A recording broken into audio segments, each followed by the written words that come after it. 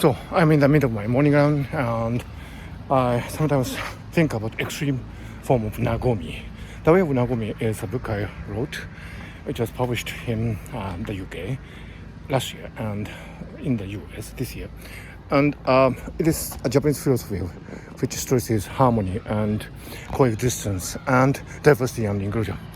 However, the way of nagomi can be put to extremes. For example, in the US, I know people are divided on issues like abortion and gun control and so on.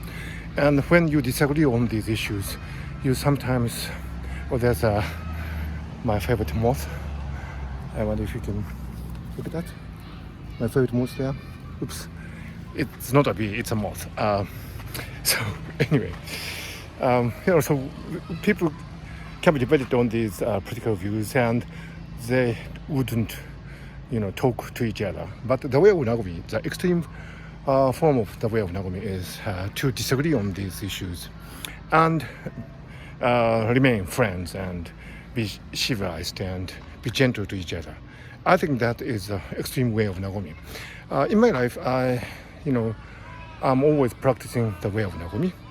Probably I am a black belt now that I have written a book on it.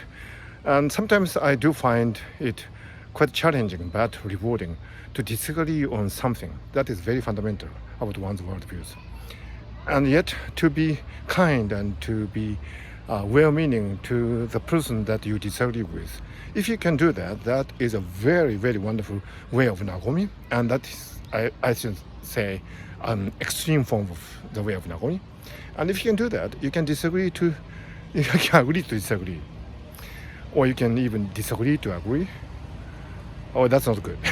You can agree to disagree, and So probably I will try to write something or talk something about the extreme form of extreme nagomi and the way of extreme nagomi, the extreme way of nagomi, or whatever it is, in the days to come. So watch out for exposition on an extreme way of nagomi.